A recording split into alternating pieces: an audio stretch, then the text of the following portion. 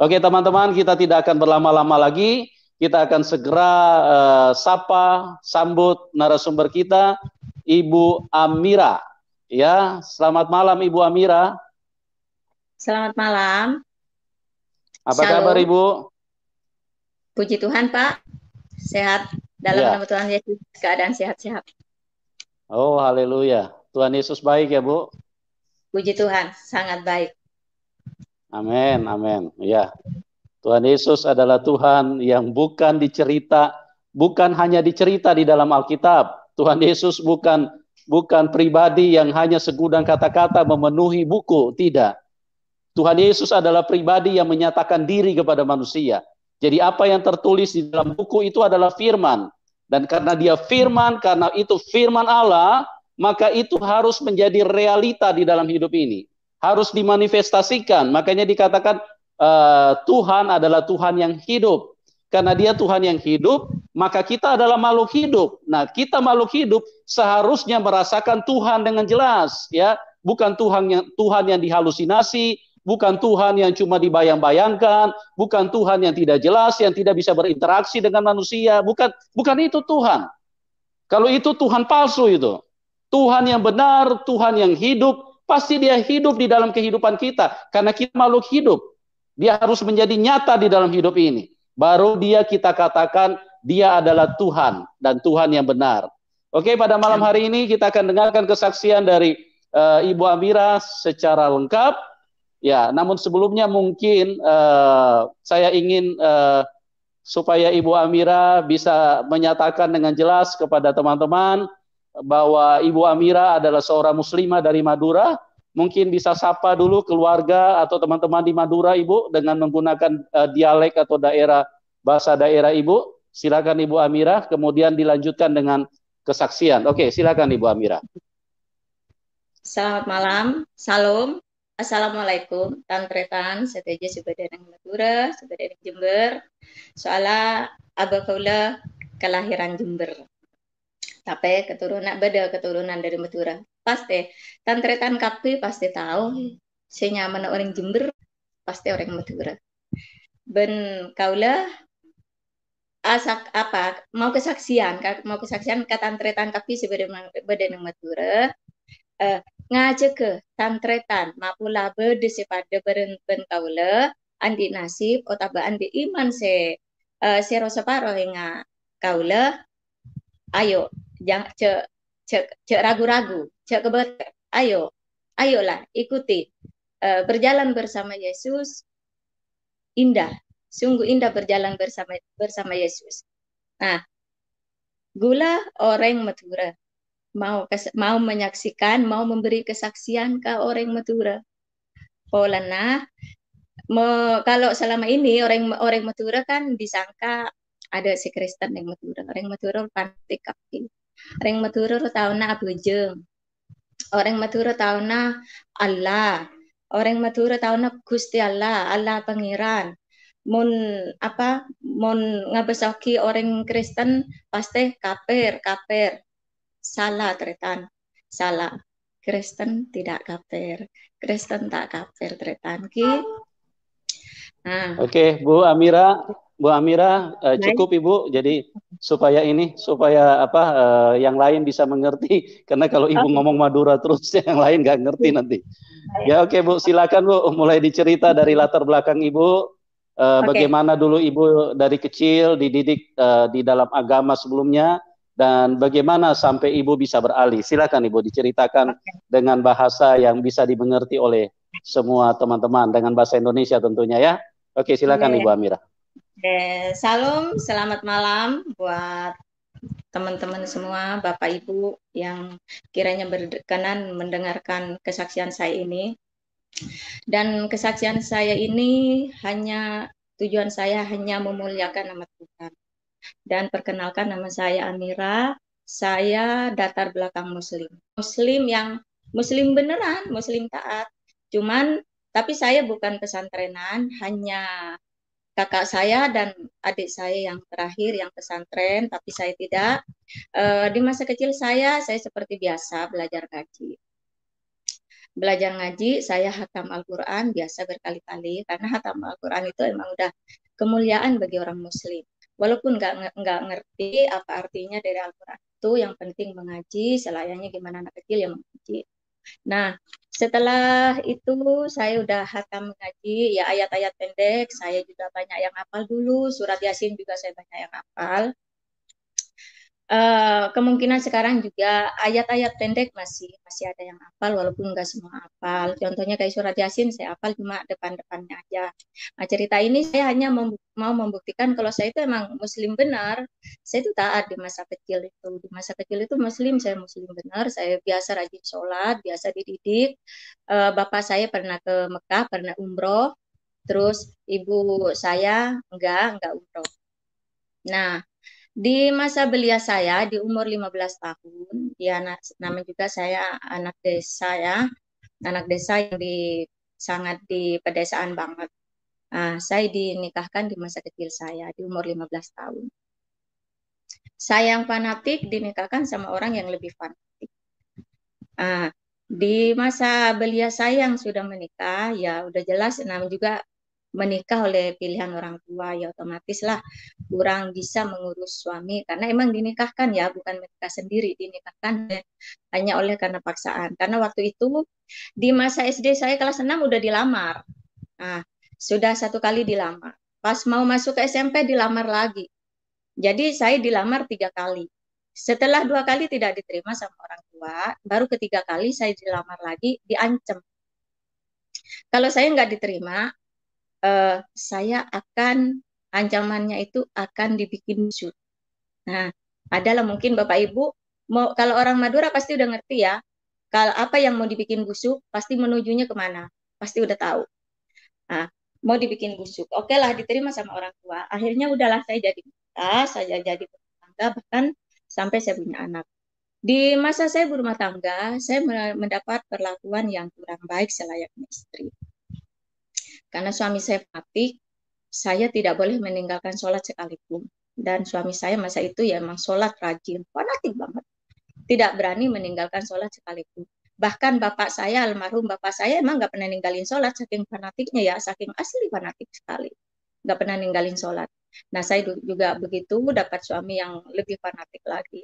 Nah, jadi saudara, kalau saya nggak sholat sekalipun, misalnya ya tahulah ya, orang Islam itu kalau pagi-pagi, kalau punya suami kan pagi-pagi itu harus mandi ya, harus mandi. Sementara di perkampungan saya itu kan dingin sekali ya, tahu sendiri di Jember itu kan dingin. Jadi kalau pagi-pagi saya misalnya, aduh, lagi nggak sempet sholat, saking dinginnya mau mandi, itu saya dihajar, saya dipukul, hanya karena nggak sholat. Uh, saya kenapa saya ceritakan ini? Saya mau mengajak saudara-saudara yang Madura, maaf ya kalau nggak semuanya Madura seperti itu. Tapi kalau emang adalah yang Madura yang seperti itu, bertobatlah. Tapi kalau emang Madura yang nggak seperti itu, berbahagialah kalian. Nah, kalau saya nggak sholat sekalipun ya saudara, saya pasti dipukul hanya gara-gara nggak sholat.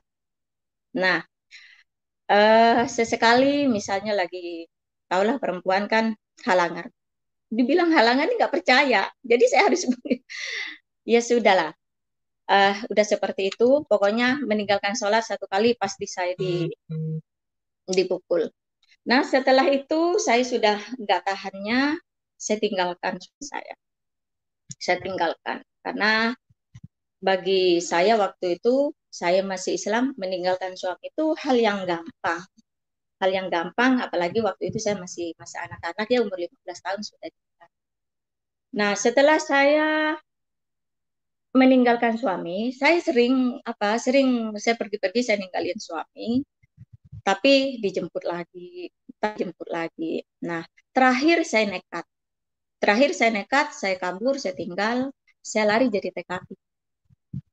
Jadi TKI, saya jadi kerja ke Arab Saudi. Kerja ke Arab Saudi karena saya masa itu masih muda, saya mendapat sponsor, terus sponsor itu memberi pekerjaan ke saya, pekerjaan di hotel ya, pekerjaan di hotel itu, tapi saya sebagai resepsionis itu saya di situ ada hotel dan ada gedung pengantin, saya di situ kerja awal pertama kerja. Tapi awalnya saya juga ya diajarin dulu, dididik dulu. Nah setelah itu sudah 2 tahun saya bekerja, saya umroh.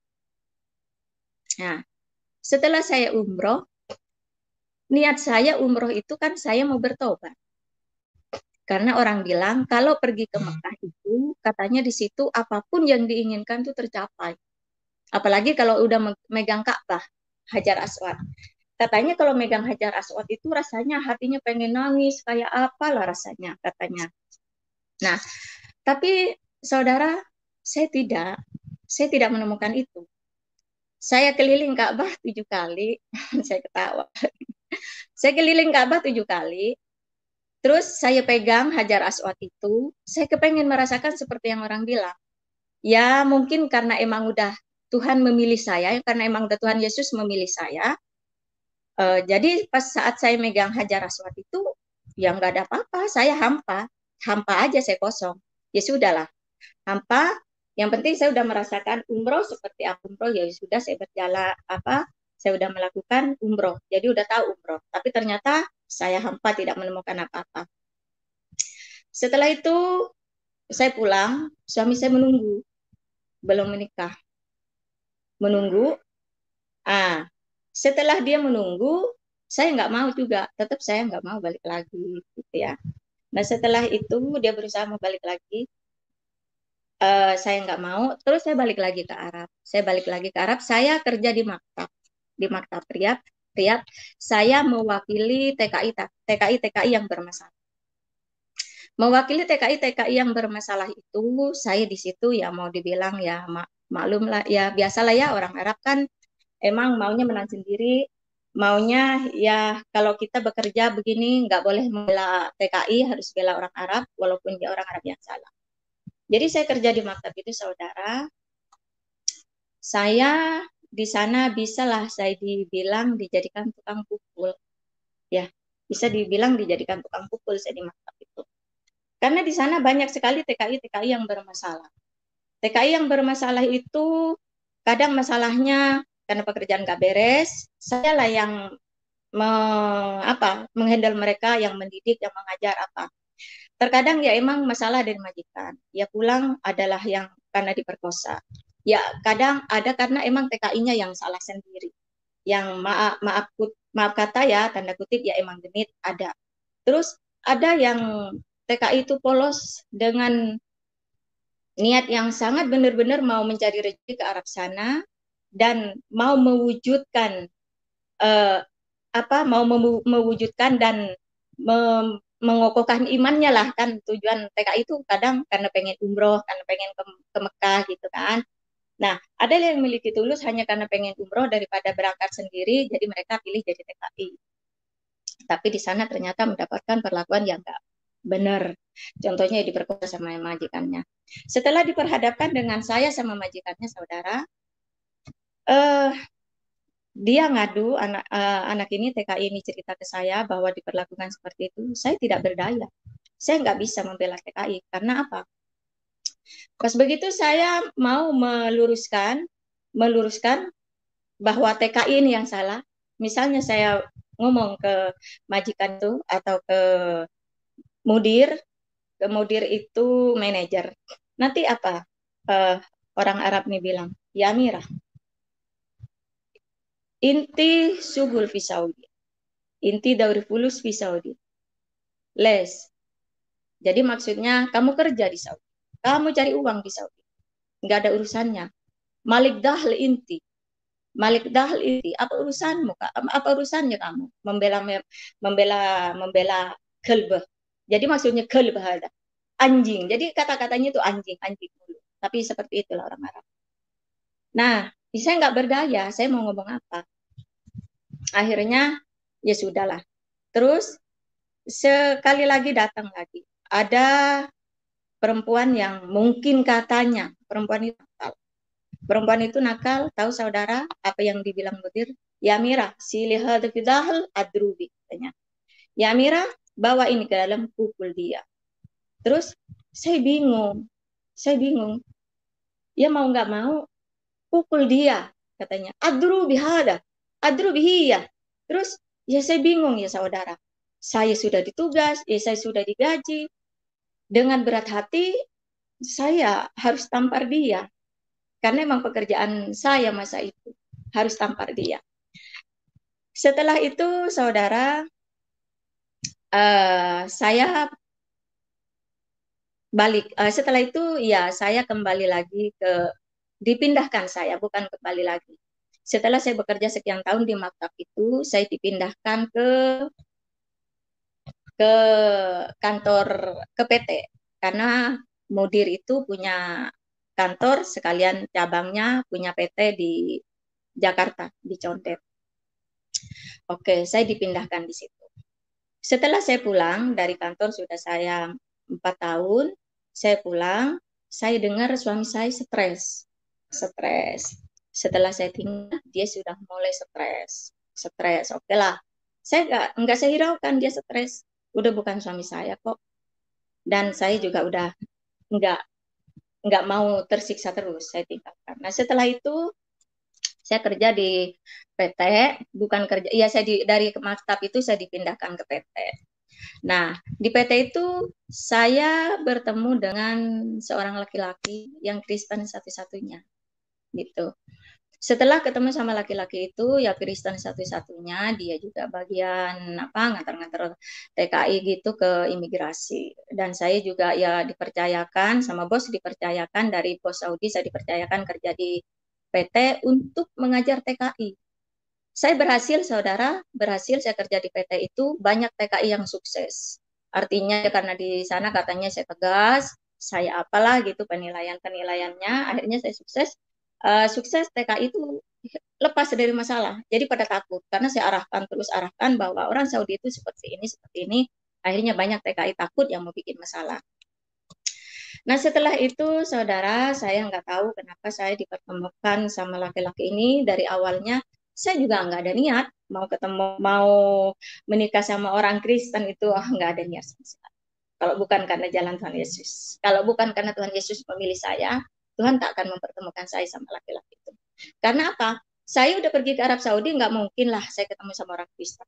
Saya kerja di PT yang namanya udah golongan orang-orang Islam itu, udah orang-orang Islam, nggak mungkin lah saya juga ketemu sama orang Kristen. Dan saya niatnya setelah saya selesai tugas saya kerja di maktab, saya mau kerja jadi TKI ke Amerika masa itu.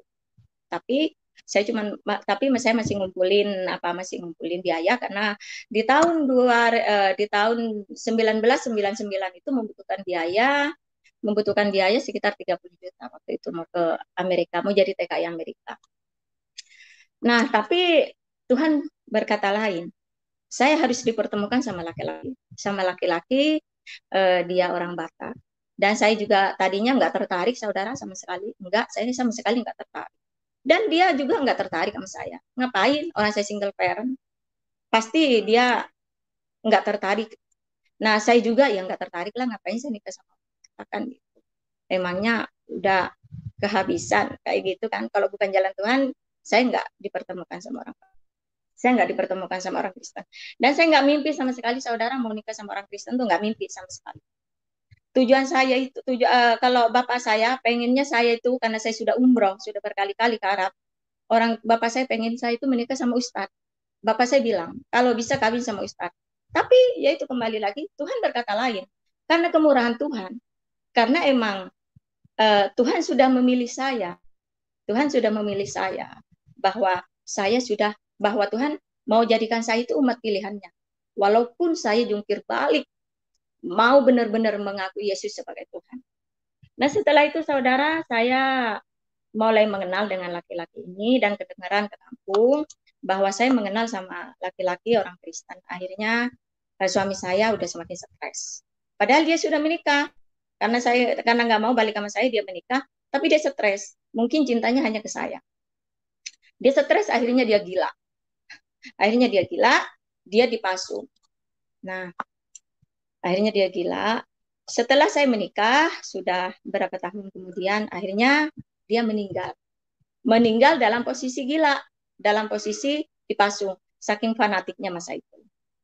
Ya akhirnya ya dia meninggal saking fanatiknya, makanya mungkin kalau boleh saya sampaikan ke saudara-saudara yang ada di Madura ya, yang merasa laki-laki mungkin ada yang mendengarkan kesaksian ini, jangan berlebihan kalau fanatik.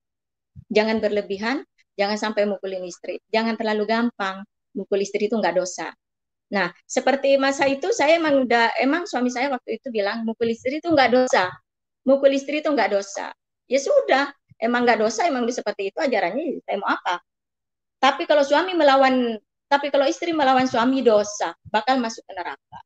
Nah, kembali lagi ceritanya dulu saudara, sewaktu saya menjadi istri selalu saya dihakimi bahwa saya mati bakal masuk neraka kalau saya nggak patuh sama dia. Kalau istri nggak patuh sama suami, seperti itu terus ceritanya. Pokoknya ceritanya itu masalah kalau istri nggak patuh sama suami bakal mati masuk neraka, bakal mati masuk neraka. Apalagi di dalam ajaran Islam emang selalu dibilang istri itu harus patuh sama suami, sementara suaminya sendiri nggak jadi contoh. Bagaimana bisa?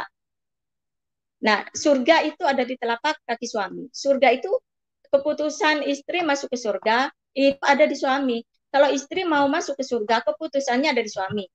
Seperti itulah ya pelajarannya. Jadi maaf kalau ada saudara yang tidak sama, kalau ada muslim-muslim yang mendengarkan kesaksian ini tidak sama cara mendidik istri, nggak usah marah, nggak usah tersinggung. Karena emang inilah yang saya alami.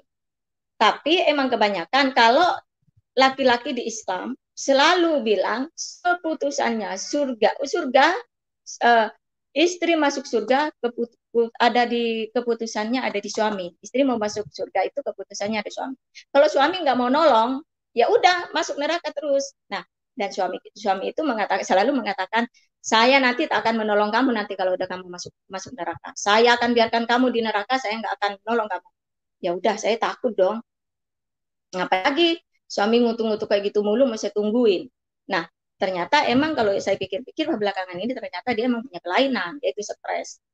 Ya udah karena saya dikutuk bahwa nggak mau nyelamatin saya karena saya dulu juga ya percaya juga sih dulu waktu itu kalau ke surga dan keselamatan itu ada di suami gitu. Nah, akhirnya ya saya nggak mampu seperti itu kan. Kalau emang keselamatan ada di suami, saya tinggal. Benar, saya tinggal. Setelah saya bertemu dengan laki-laki Kristen, saya udah jadi menikah. Akhirnya suami ini bertambah stres. Nah, cerita selanjutnya, saudara, masalah pengenalan saya dengan suami. Saya kenal sama suami, sebenarnya saya bukan mau masuk Kristen. Bukan mau masuk Kristen. Sebetulnya tujuan saya mau mengislamisasi suami. Tapi awalnya saya pura-pura saya mau masuk Kristen. Karena emang di Islam diajarkan, maaf ya kalau semuanya tidak sama. Karena emang yang saya dengar, saya kan pintar baca Al-Quran, tapi saya nggak tahu ayat-ayatnya. Ada di ayat-ayatnya seperti apa, arti-artinya saya nggak tahu. Maaf kalau ada yang nggak sama. Nah, karena emang diajarkan di Islam, barang siapa orang yang bisa mengislamkan satu orang, itu akan diselamatkan di surga. Jadi, ya dengan cara apapun. Jadi ya saya berusaha dong pengen mengislamkan seseorang. Walaupun iya saya pura-pura dulu mau masuk Kristen. Sebenarnya tujuan saya mau mengislamkan suami, bukan mau masuk Kristen sama sekali. Nah, akhirnya saya nikah di Islam, nikah di kampung, saya nikah siri sih di Islam. Karena tujuan saya emang mau menikah, mau mengislamkan suami. Nah, setelah itu saya balik lagi ke Jakarta. Setelah saya menikah di Islam, saya udah dapat restu dari orang tua, akhirnya saya balik lagi di Jakarta. Setelah saya balik lagi di Jakarta, karena dengan kelengkapan suami saya, ya akhirnya saya dicoba diinjili. Itu sebenarnya ini bukan cara manusia kalau mau saya ingat-ingat sampai sekarang, emang udah cara Tuhan. Karena Tuhan tuh punya cara yang luar biasa. Akhirnya saya diberkati lagi, peneguhan akhirnya. Nah, diberkati, tapi saya tetap berpura-pura, saudara. Karena buat saya nggak dosa. Karena bagi saya mau berpura-pura menjadi Kristen, pada akhirnya saya mau bertobat di Islam, tuh Allah masih mengampuni. Itu prinsip saya. Itu prinsip saya dulu. Itu yang saya lakukan. Tujuannya saya mau mengislamkan suami. Sekalipun ya saya udah mengikuti pemberkatan. Nah setelah itu saudara, setelah saya pemberkatan, saya punya anak satu. Nah aduh, di situ saya udah mulai bergumul itu. Ya saudara, saya udah seperti orang nggak punya iman. Emang mau dibilang seperti orang nggak punya iman, emang saya nggak punya iman. Nah, di masa saya sudah udah apa ya, udah pemberkatan. Sebelum pemberkatan itu kan memang kategorisasi dulu, biasa belajarin Kristen. Tapi di situ saya hanya kepura-puraan aja. Nah, setelah itu di situ saya udah mulai kebingungan, kebingungan. Kemanalah saya ini? Kenapa saya ini menjadi orang kafir? Gitu tah. Setelah itu saya punya anak satu, anak saya umur 1,5 tahun. Saya memutuskan mau kembali lagi ke Arab. Nah, saya mau kembali lagi ke Arab, saya jadi kembali lagi ke Arab. Saya tetap memaksakan diri karena emang saya keras, Islam saya emang keras banget waktu itu, keras banget saya. Islam saya emang keras banget karena apa? Ajaran itu masih tertanam di benak saya, masih tertanam banget. Yang namanya Kristen itu ya kafir. Bahkan saya bukan tidak menghina kalau melihat orang Kristen. Kalau melihat gereja dibakar, itu saya mah ketawa, saudara. Ketawa. Seneng banget. Rasanya saya kalau yang namanya emang udah diiringi iblis ya, kalau melihat sesuatu yang menyedihkan, menyakitkan, seneng. Itu dulu. Kalau dengar ada gereja dilemparin batu, ada orang lagi ibadah dilempar batu, kan ada tetangga suami punya punya gereja gitu ya. Ada orang lagi ibadah dilemparin batu, saya ketawa. Saya ketawa. Padahal di situ saya udah dibaptis percik. Karena emang iman saya belum di situ, belum di situ. Setelah itu saudara 1 tahun ya anak umur 1,5 tahun saya memutuskan mau balik lagi ke Arab, mau balik lagi ke Arab dengan apapun caranya saya mau balik lagi ke Arab. Setelah tujuan saya kembali lagi ke Arab itu saya hanya mau mencari jati diri, mau mencari iman saya yang sebenarnya ke Arab, balik lagi saya ke Arab. Walaupun semua melarang, walaupun saya nggak peduli suami saya melarang karena emang saya keras. Waktu itu saya masih keras, tapi sekarang puji Tuhan saya udah lama-lama bersama Tuhan, Tuhan mengajari saya lama-lama. Waktu itu saya masih keras, saya tetap berangkat lagi ke Arab. Berangkat lagi ke Arab, saya udah nyampe ke Arab, tujuan saya hanya mau mencari iman saya. Nah, setelah saya sampai ke Arab, saudara, saya biasa bawa mukena, saya sholat. Di situ saya bergumul. Belum begitu bergumul saya. Akhirnya saya sholat. Pas saya sholat, kenapa saya sholat pintu yang biasa terbuka itu kok pintu ada yang mainin sih? Padahal teman-teman nggak ada kok. Ya, kebetulan saya kan di mesnya ada di atas, teman-teman ada di bawah semuanya. Kok pintu ada yang buka? Saya bingung. Akhirnya saya nggak selesai sholat karena saya kaget. Saya sholatnya menghadap ke pintu, tapi kok pintu digoyang-goyang? Saya bingung. Ada apa ini? Ada apa ini? Akhirnya saya bicara sama Tuhan, Tuhan ada apa ini? Saya sholat ini kan tujuan saya mau bertanya Tuhan, pada siapa aku beribadah dan pada siapa aku beriman. Tapi kenapa pas begitu saya sholat Tuhan, kok sepertinya Tuhan nggak mengizinkan saya sholat.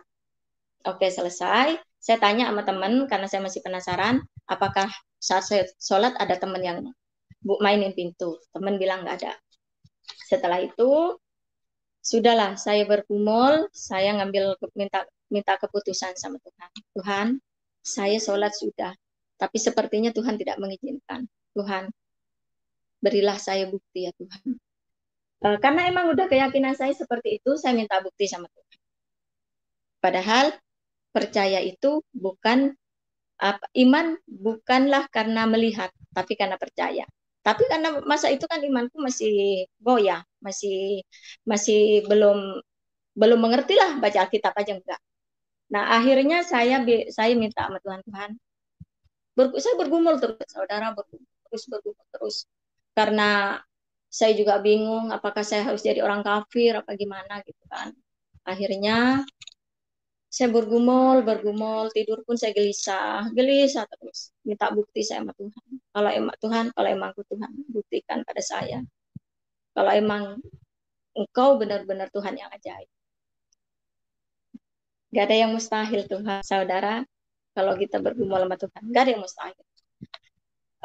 Dengan dahsyatnya Tuhan, dengan kebaikan Tuhan, saya yakin dan percaya sekali sekarang. Saya sekarang bisa bicara seperti ini karena saya sudah yakin sekali. Kalau Yesus itu Tuhan, Yesus itu bukan nabi, Yesus itu juru selamat. Kalau Yesus nabi, dia nggak bakalan datang di saat saya bergumul. Kalau dia itu hanya sebagai nabi, dia nggak bakalan datang sama orang-orang yang minta bukti sama semua teman-teman yang kesaksian di channel YouTube ini. Kalau dia hanya nabi, dia Tuhan. Saya yakin, saya percaya dia Tuhan. Dia Tuhan. Kenapa? Saya percaya sekali dia Tuhan. Dia datang, saudara. Di saat saya tidur, ke kanan, ke kiri, pikiran saya yang kacau balau, pikiran saya nggak tahu kemana arahnya. Saya, udah nggak tahu lah. Akhirnya saya kalau mau dibilang tidur, ya nggak tidur. Kalau mau dibilang melek, saya nggak melek. Ya gimana sih? Mungkin saudara pernah merasakan punya pikiran kacau balau, pusing-lungsing, apa segala macam, pikiran kemana-mana. Pasti saudara juga merasakan mau dibilang tidur dan nggak tidur, melek ya nggak melek. Akhirnya ada sosok saudara. Waktu itu saya belum percaya kalau itu bakalan Tuhan Yesus. Ada sosok, dia datang, dia mengulurkan tangan, dia berjubah putih dan mengulurkan tangan. Dia tidak menampakkan wajahnya karena saya emang nggak cari wajah itu. Akhirnya dia ulurkan tangannya, dia kasih tangannya itu. Saya terbangun, saudara. Saya terbangun dan saya langsung bangun. Saya langsung berdoa, Tuhan, apakah iya benar ini Tuhan Yesus? Saya mesti bertanya, Tuhan, saudara, karena saya emang susah mau percaya itu susah banget mau percaya sama Tuhan, susah. Mau percaya Yesus sebagai Tuhan itu masih susah banget waktu itu. Masih bertanya-tanya, terus masih berdoa, tapi saya masih bertanya, apakah dia Tuhan atau dia malaikat? Pertanyaan saya, dia Tuhan atau malaikat? Masih bertanya-tanya. Setelah itu, seiring berjalannya waktu, selesai saya bekerja, udah selesai di waktunya dikerja di Arab, udah selesai kontrak, saya pulang. Terus saya ke gereja waktu itu. Saya pulang dan saya ke gereja, tapi saya masih belum beriman. Saya masih belum beriman, saudara. Belum beriman sama Tuhan Yesus, saya masih bertanya. Yang datang itu siapa? Masih bertanya-tanya. Karena emang saking kerasnya saya, jadi saya masih bertanya-tanya, siapa itu yang datang sebenarnya? Tuhan apa malaikat? Tapi saya nggak bilang setan. Nggak berpikiran kalau itu setan. Di pikiran saya, Tuhan atau malaikat? Gitu. Ini Tuhan apa malaikat? Itu aja yang menjadi pertanyaan saya. Saya masih belum beriman. Nah, setelah saya sudah pulang ke Indonesia, saya memang belum beriman dan saya juga sudah walaupun belum beriman, saya mulai belajar menjadi gereja. Setelah saya mulai belajar menjadi gereja, saya masuk ke gereja, saudara. Masuk ke gereja saya merasanya tenang bang, rasanya adem sekali, adem. Sepertinya saya menemukan sesuatu adem, rasanya sukacita sekali. Saya menemukan Tuhan yang sebenarnya. Tapi saudara, karena kerasnya hati saya jungkir balik. Saya masih jungkir balik. Saya belum percaya. Kenapa saya selalu bertanya, siapa sosok itu? Itu Tuhan apa malaikat? Masih seperti itu. Padahal kuasa Roh Kudus sudah nyata dalam hidup saya. Begitu saya di gereja, kuasa Roh Kudus selalu nyata dalam hidup saya. Dan saya juga sempat bertanya-tanya lagi, karena saya melihat suami saya ini, dia Kristen dari kecil, tapi tidak menjadi contoh saya. Saya sering juga menyalahkan dia, saya juga masih sempat menyalahkan dia. Kenapa? Saya pengennya suami itu menjadi imam, menjadi contoh di dalam hidup saya. Saya kepengennya dia itu ke gereja, gitu. Saya pengennya dia itu ke gereja. Tapi enggak juga. Akhirnya ya sudahlah. Karena emang kuasa Roh Kudus itu emang udah bekerja dalam hidup saya, akhirnya saya ke gereja. Akhirnya suami saya ikutan juga ke gereja. Sebenarnya awalnya suami saya nggak mau gereja, saya juga nggak tahu kenapa. Saya juga bingung kenapa kebanyakan, maaf ya saudara kalau nggak semua orang Kristen, kenapa kebanyakan orang Kristen yang dari kecil ini agak susah gitu. Gak hanya percaya Tuhan, tapi ke gereja itu kayaknya dianggap sepele. Tapi nggak ada yang mustahil, saudara. Sekarang suami saya taat banget ke gereja, rajin baca Alkitab. Kalau dulu mau boro-boro, mau baca Alkitab, boro-boro mau jadi imam saya, boro-boro mau jadi contoh. Justru saya dulu lah yang berjalan. Nah, setelah saya berjalan ke gereja, saya udah masuk nih ke gereja, iman udah mulai menggubu-gubu, sudah menggubu-gubu sekali, sudah ikut komsel, sudah ikutin semua kegiatan-kegiatan, udah banyak yang saya ikuti kegiatan-kegiatan gereja. Saya ketemu sama temen orang Surabaya yang nasibnya sama kayak saya. Dia kawin sama Chinese, terus dia ngobrol-ngobrol, saya tanya, kamu ibadahnya di mana? Agamanya apa? Dia jawabannya tahu nggak sekarang? Dia bilangnya kafir. Kenapa bisa kafir? Ketawa-ketawa. Kenapa bisa kafir? Iya, saya masuk Kristen, tapi sekarang saya nggak Kristen, nggak Islam.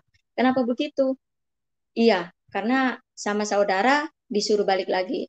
Halo Kak Lesti, semoga Kak Lesti bisa menyaksikan kesaksian saya, Kak. Ini saya sekarang sudah asli menjadi pengikut Yesus. Namanya Lesti, orang Surabaya. Setelah itu, saudara, saya merasa terlambat dia waktu itu. Iblis masih bekerja dalam iman saya. Iblis masih bekerja. Iblis masih mencoba saya terus. Pas begitu saya ketemu dia, saya merasa terlambat. Aduh, kenapa saya terlambat ketemu sama orang ini? Kalau seandainya saya ketemu sama teman ini dari dulu, uh, saya kan setidaknya kan kompromi, kompromi untuk saling meninggalkan suami. Itu nih, itu di pikiran saya. Padahal saya bukan terlambat, saudara, ketemu sama dia. Saya bukan terlambat. Saya bukan terlambat. Sebenarnya karena kemuliaan Tuhan, karena kemurahan Tuhan, bukan terlambat, bukan terlambat. Kalau Tuhan mau, apapun bisa terjadi, saudara. Jadi kalau saya bila berpikir terlambat saya ketemu dia, itu sebenarnya bukan terlambat. Itu sebenarnya karena kebaikan Tuhan dalam hidup saya. Setelah itu, saudara, ya sudah berlalu, saya nggak lagi berteman sama teman ini. Terus saya ke gereja, tetap terus ke gereja.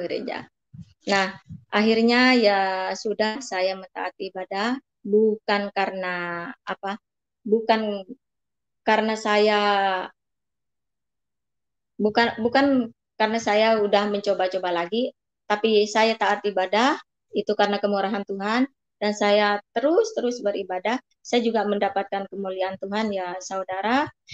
Di saat saya beribadah itu saya nggak tahu, di saat saya di gereja itu kenapa air mata ini selalu bercucuran gitu, selalu bercucuran. Ya itulah sebenarnya karena kemurahan Tuhan, karena kuasa Roh Kudus yang bekerja dalam hidup saya. Karena kuasa Roh Kudus sebenarnya, saudara. Setiap di gereja itu saya selalu bercucuran air mata. Nah, setelah itu saya bekerja dalam maksudnya saya meyakini, saya terus menemukan kuasa Roh Kudus, menemukan kuasa Roh Kudus yang luar biasa. Setiap saya gereja itu saya merasakan nyaman sekali.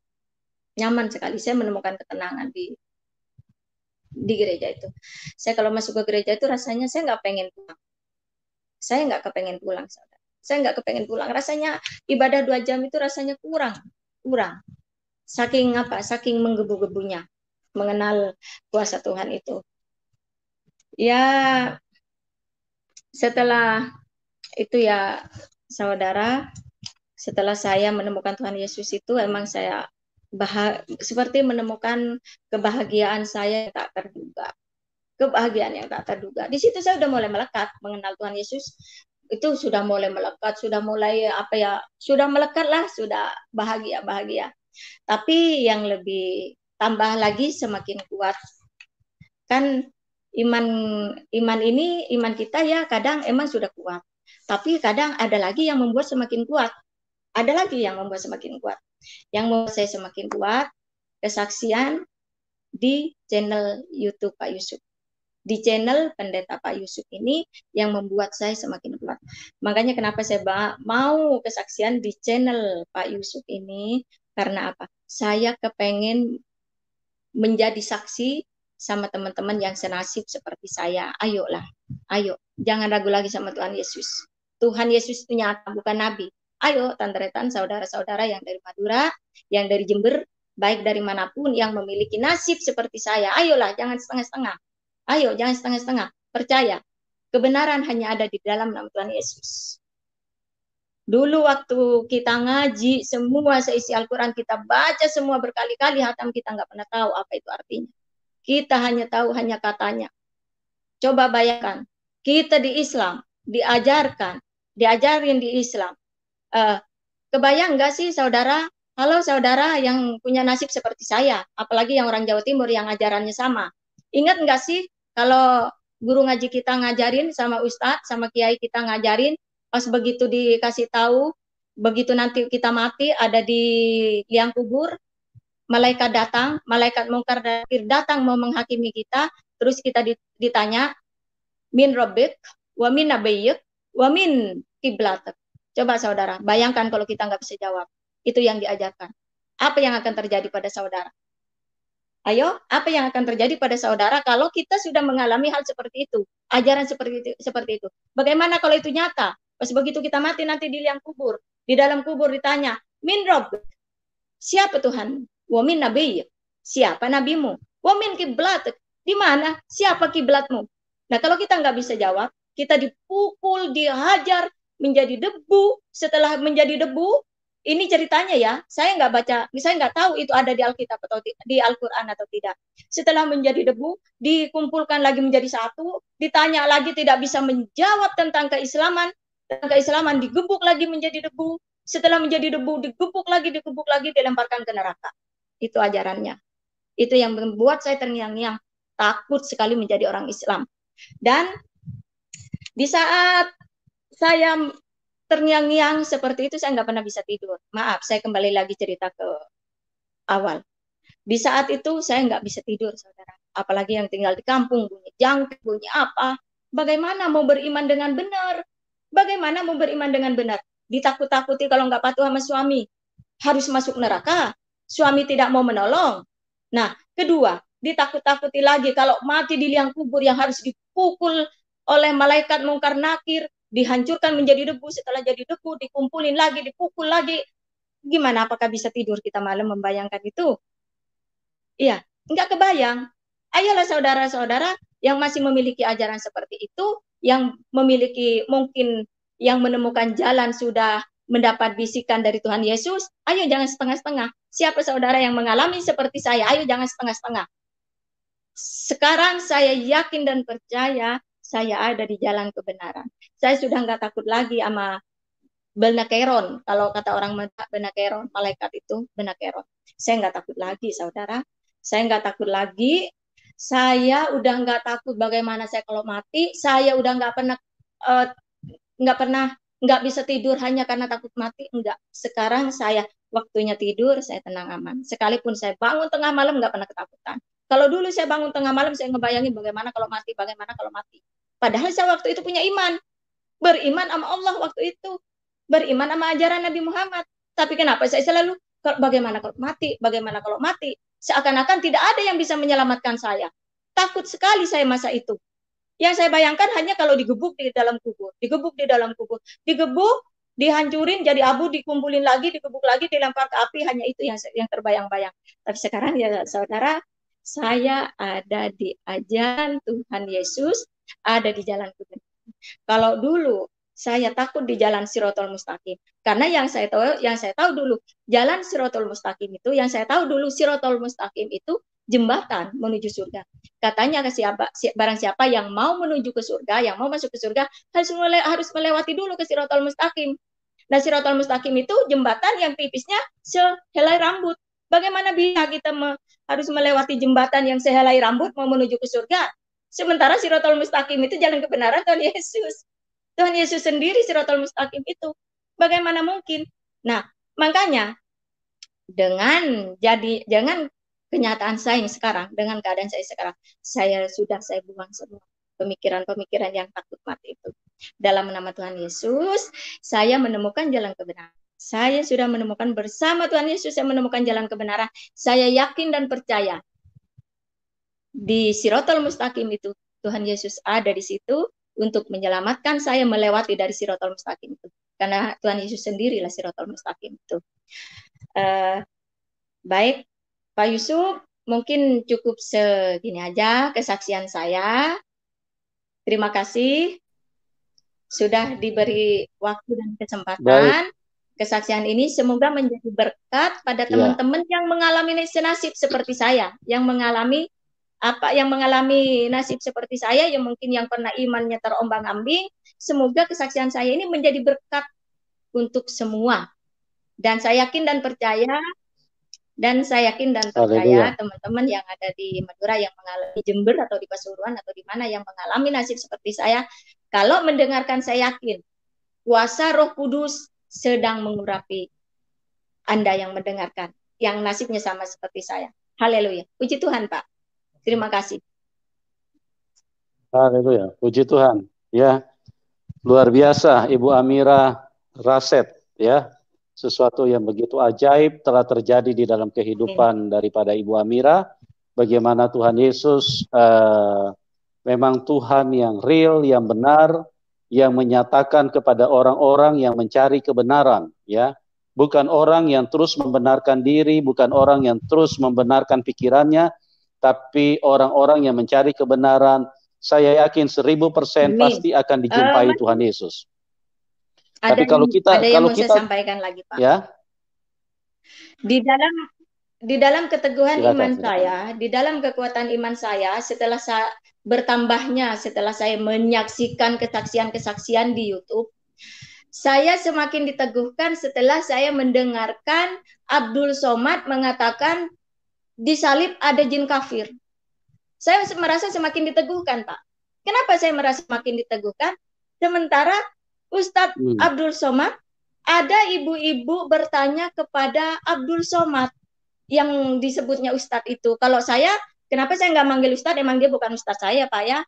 Apa bedanya? Banyak orang memanggil Pendeta Yusuf, tapi dia manggilnya Pak Yusuf, bukan pendeta. Jadi bagi saya sah-sah saja kalau saya nggak memanggil Ustadz Abdul Somad. Saya dengarkan ke cerita Pak Abdul Somad ini, bahwa ada ibu-ibu bertanya, Ustadz, kenapa saya kalau melihat salib, hati saya gemetar? Nah, itu menguatkan saya. Menguatkan saya karena apa? Sebenarnya si ibu bertanya itu, dia sebenarnya mendapatkan kuasa Roh Kudus. Menurut saya, kuasa Roh Kudus hadir ke dalam ibu itu. Terus di saat melihat salib, kuasa Roh Kudus hadir. Jadi pas begitu melihat salib, dia gemetar karena kuasa Roh Kudus itu hidup di dalam ibu itu. Tapi ibu itu salah bertanya sama orang yang membenci salib, sama orang yang membenci Tuhan Yesus. Tapi kalau seandainya si ibu itu tidak salah bertanya, dia bertanya pada orang yang mengerti arti salib itu, ibu itu sebenarnya menjadi orang yang diselamatkan. Nah, dari situlah aku semakin teguh bahwa salib itu nyata. Tuhan Yesus itu nyata mati di kayu salib, sehingga orang yang tidak percaya aja gemeter melihat salib, padahal melihat gambar doang. Melihat gambar itu dia gemeter. Jadi bagaimana saya nggak mau semakin teguh? Orang ibu-ibu itu bertanya, kenapa kalau melihat salib itu saya gemeter ya Ustadz? Ya karena emang dia udah mendapat urapan Roh Kudus, cuman dia nggak mengerti dan bertanya sama orang yang salah. Begitu Pak Pendeta. Saya semakin diteguhkan setelah Abdul Somad mengatakan bahwa di salib ada jin kafir, saya semakin teguh bahwa sebenarnya salib itu nyata, salib itu hidup. Tuhan Yesus itu nyata mati di kayu salib. Puji Tuhan. Iya, puji Tuhan ya, luar biasa. Ya, sebuah kesaksian yang sangat dahsyat. Jadi Tuhan Yesus itu adalah pribadi yang bisa dibuktikan. Asal catatannya teman-teman mencari kebenaran, ya, bukan membenarkan diri, bukan membenarkan pemikiran. Tapi kalau mencari kebenaran 1000%, 1.000.000%, Tuhan Yesus akan datang dan menghampiri dirimu. Amin. Tapi kalau engkau terus membenarkan pikiranmu, membenarkan pemahamanmu, tidak mencari kebenaran, maka sampai dunia kiamat 7 kali pun Anda tidak akan ketemu kebenaran. Ya, Jadi carilah kebenaran itu, maka Tuhan Yesus akan menyatakan dirinya. Seperti Ibu Amira Raset, dia mencari kebenaran. Malam dia ketakutan, mau tidur ketakutan mati, ya. Kenapa? Karena dia kepengen menemukan kebenaran itu, siapa sih sebetulnya yang punya kebenaran itu. Nah, pada saat Ibu Amira seperti itu, Tuhan Yesus lewat kuasa Roh Kudusnya bekerja, dan Ibu Amira dituntun kepada kebenaran. Dan sekarang Ibu Amira tidak takut lagi. Mau tidur bangun jam 2, mau tidur nggak bangun lagi, karena kita sudah punya kepastian. Di dalam Tuhan Yesus itu satu-satunya jalan menuju ke surga. Di bawah kolong langit ini tidak ada nama lain yang olehnya kita bisa pulang ke surga, kecuali di dalam nama Tuhan Yesus Kristus. Tuhan Yesus Tuhan yang ajaib, yang luar biasa, Tuhan yang dahsyat, yang bisa dibuktikan jikalau teman-teman ingin minta bukti. Ya, jangan membenarkan pikiran kita, jangan terus membenarkan apa yang kita pahami. Ya, kalau kita membenarkan pikiran kita, berarti kita yang jadi Tuhan. Karena kita merasa di dalam pikiran kita ini ada kebenaran. Mana mungkin pikiran kita ini bisa ada kebenaran? Tolong didengar baik-baik. Tidak mungkin pikiran manusia bisa ada kebenaran. Karena apa? Karena manusia sedikit-sedikit punya pikiran cabul, punya pikiran kotor, punya pikiran yang aneh-aneh, emosian lah, bohong lah, kata-kata kotor lah, kata-kata. Mana mungkin di dalam pikiran ini bisa ada kebenaran? Itu cuma karena dibodohi setan saja, makanya kita terus merasa pikiran kita, oh benar, oh yang begini yang saya pikirkan benar. Gak mungkin Tuhan itu digantung di kayu salib.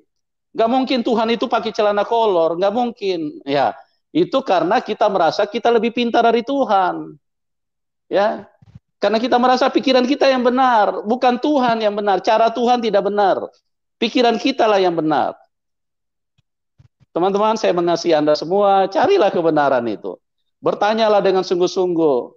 Tanya kepada dia, apakah engkau Tuhan? Tolong nyatakan kepada saya. Jangan sampai terlambat, teman-teman. Jangan sampai terlambat. Ya, karena hidup hanya sekali. Kesempatan hanya sekali diberikan di dalam hidup kita. Pada saat kita mati, kita tidak di dalam Tuhan Yesus, maka kita akan terjun bebas di dalam neraka. Setan akan seret dan banting kita ke situ. Tapi kalau kita di dalam Tuhan Yesus, pada saat kita mati, itu hanya pindah tempat. Kita hanya menanggalkan tubuh yang hina ini, terus kemudian kita menuju ke surga. Dan ingat baik-baik, tidak ada seorang pun yang pernah keluar dari kuburan kecuali Tuhan Yesus. Dan dia bukan hanya keluar dari kuburan, dia naik ke surga. Setan stres berat. Karena apa? Karena kuasa setan dikalahkan. Ada satu manusia yang bisa naik ke surga, mengalahkan semua gaya tarik setan, atau yang dikenal di dalam ilmu pengetahuan gaya gravitasi bumi.